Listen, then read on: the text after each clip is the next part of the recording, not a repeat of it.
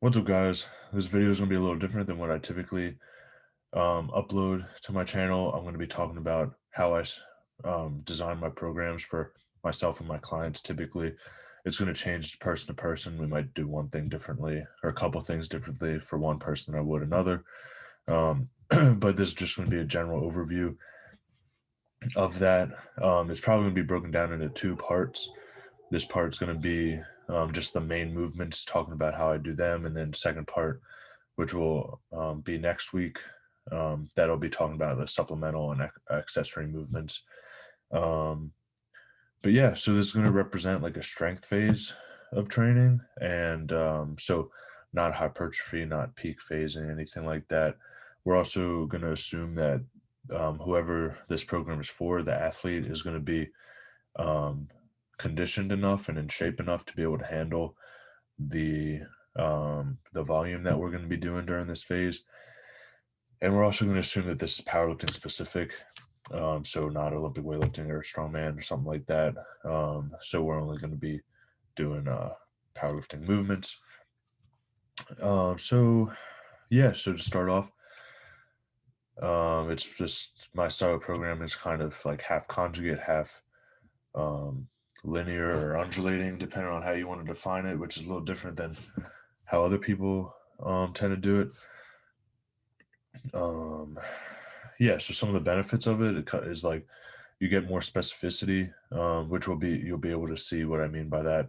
You get more specificity from this type of training, which is one of the major downfalls of conjugate and what most people have problems with. Um, so I would say that's probably the main benefit from it. So to start off, just as an example, like this would be a max effort lower day, and this would be the conjugate side of things. So um, max effort lower, you could do a safety squat, bar box squat, for example. That would be a 1 rep max. And then after that, you could either move straight into your supplemental exercise, or you could do back down sets, which I like to do, and then do your supplemental exercise. So I mean, this could be anywhere from like 80 to 90% of the 1 rep max that you just did. Um, and Yeah, so I mean that's that day, and then the next time that you do max effort work is going to be this day. Um, so this would be a max effort upper day, and I mean an example of that could just be a board press, which is a good selection because a lot of people have weak triceps and whatnot, or at least that's where they tend to miss the lift. So working the upper half range would be a good idea. You could do a floor press, board press, really anything like that, or like a spoder press or something, um, or just like an exaggerated pause, something like that. You could use um, accommodating resistance on these days too. That works, and then this would be the same thing here.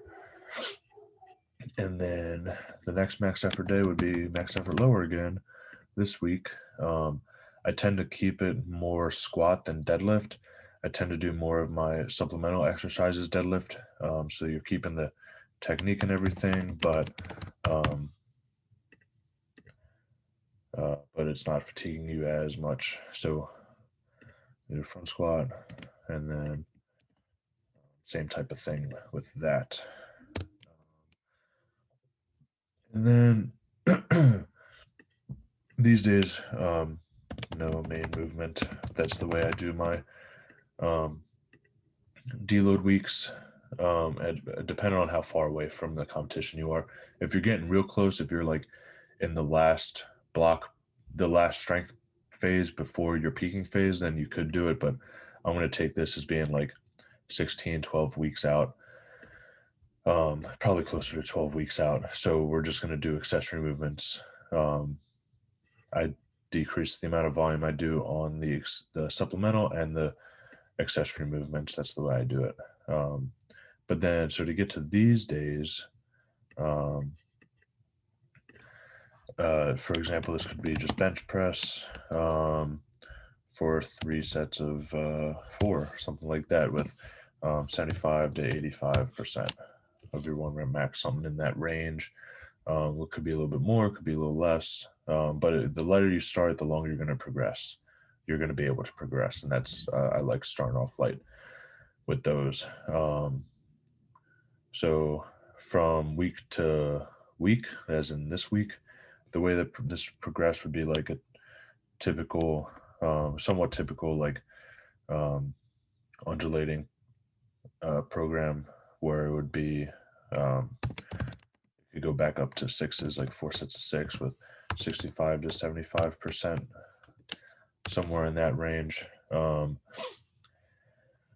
then we could go down to 5 this week, like 4 sets of 5, whenever you get back to it. And then 4, and then just work in that range, depending on how long your strength phase is. And then week 2, for example, could be, so there's another way you could do it. You just stick with your competition squat. This would be your competition bench. Your competition squat, you could do like a 5 rep max, something like that, with back down sets, 2 to 3 sets of 5 reps, with 90% of your 5 rep max. That's another way to do it. This is just kind of like a top set. It can be a full 5 rep max, or it could just be a top set of 5, and then work down and then have your back off sets, which is totally fine too. That's how it would progress from week to week. And this could be, then down here, it could be like a 3 rep max, and you could progress that way, and then go back to 5, because the max effort method is technically a 1 to 5 rep max. So this is a little bit, if you stick to the 5 rep max, you could even cut this out and go straight to the supplemental exercise. And then that could be more like conjugate, but with increased specificity still, which is really good. You get the specificity from these weeks, which tend to pair nicely with these weeks. And I'm pretty sure that is it for the first 2 days of the training week. And then we're going to go to the dynamic effort work on the other days, which stay constant throughout the week. Throughout the week and throughout the program. This could, for example, just be a spoto press. You could do floor press. You could do anything you like. Something that emphasizes your weaknesses would be good. So if it feels heavy off your chest, this could be a good idea. I have that problem, and this tends to help a whole lot. To stay tight. You can do it in the traditional fashion, which is just 8 sets of 3. With chains or bands, if you like. And typically you start with 50% and do 3-week waves to 55 and then to 60. You could start with less weight if you're less explosive. You could do 45, 55, 60, 45, 50, 55, sorry. Or if you're super explosive, you can move the 60 the same way you move, the same speed you move 50. You could start with 50, or you can start with like 55, 60, 65, something like that. It's kind of up to you. So you can do it this way, or you could do it another way, which is just say we're going to do a deficit deadlift. I like to do singles for deadlift. So say we're doing, you just do 12 sets of 1. Say it's like with 60 to 70% of your 1 rep max. You're not going to have accommodating resistance for this. So it's just the singles. So it's basically like rest pause. You can rest like a minute to 2 minutes. For this kind, you could wave this to have 65 and then 70% there. And rest between like a minute to 2 minutes here, since it's a little heavier. Here, I would recommend 30 seconds to a minute. I like to use this to kind of stay in shape during your strength phases. A lot of people, when they do linear phases, as they get towards the end of their program, their work capacity will drop a whole lot because their volume is dropping a whole lot and they're trying to peak. Um, so their work capacity drops and they're not able to recover as well as they were earlier in their program, like right after their hypertrophy phase. So keeping this type of dynamic effort work in where the rest is real short and you're doing a lot of sets with short amount of break will keep your work capacity really high, and you'll be able to recover better in general from your training.